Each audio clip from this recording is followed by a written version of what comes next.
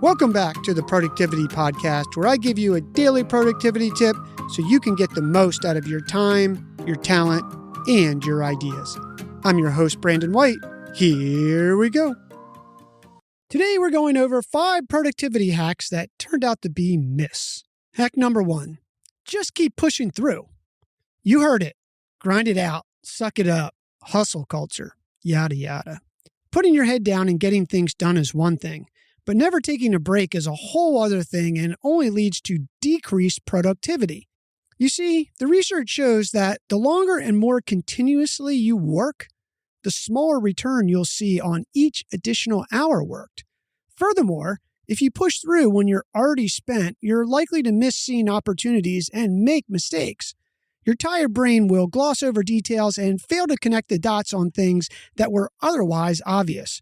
Remember, it's a marathon, not a sprint.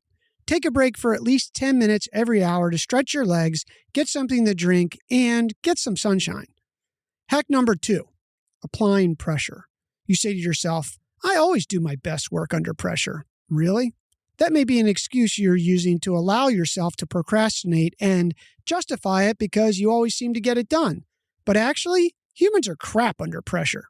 When you're stressed, your prefrontal cortex, the area of your brain responsible for creative and logical reasoning, shuts down.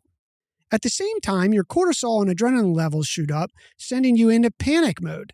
The result is rushed and generally disappointing work, leaving you with the, man, I could have done a better job if I just would have had a little more time. That sound familiar? No one is saying you need to be a perfect planner. But a little planning allows you to do much better work and be a lot less stressed doing it. So if your company culture is a regular fire drill and they tell you it all works out, either aim to change it or leave because you're not operating at your full potential. Hack number 3, saying no to meetings. If you believe meetings are killing your productivity, you're doing them wrong. Well-run meetings accomplish a lot quickly. Poorly run meetings make it feel like you're wasting your time and having too many.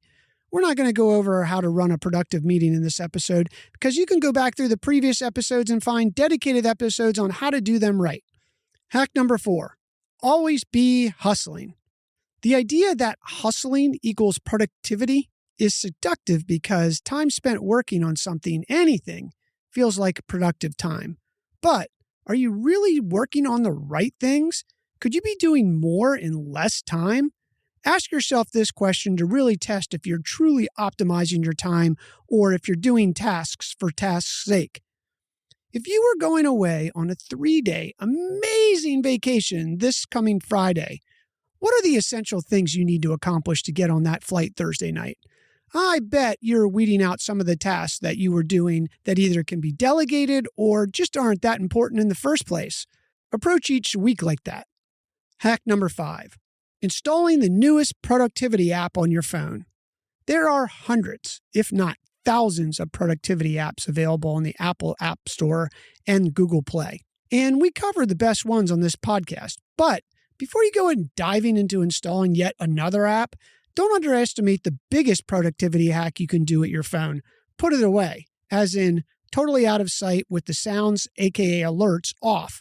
In a report published in the Journal of Experimental Psychology, Human Perception and Performance, the researchers found that even if you don't look at your phone when it buzzes, the sound makes your mind wander. That's known as decreasing, check that, destroying your focus and your productivity. And make sure it's out of sight. Research shows that just having the phone on the table is distracting. Oh, and if you have a secondary monitor, turn it off or remove it unless you actively are using it for your work. And get rid of that pile of papers on your desk that's been sitting there for 6 months, maybe longer, that you say you're going to get to. If you haven't gotten to it in a month, it's not important and it's distracting you. Throw it out.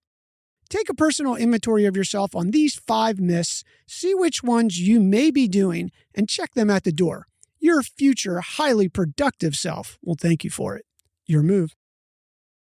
Hey, thanks so much for listening to the show. Please make sure to click the follow button on your podcast app so you never miss a new episode of the show. And of course, it's free. And don't forget to sign up for my free newsletter at brandonCwhite.com. We'll see you in the next episode.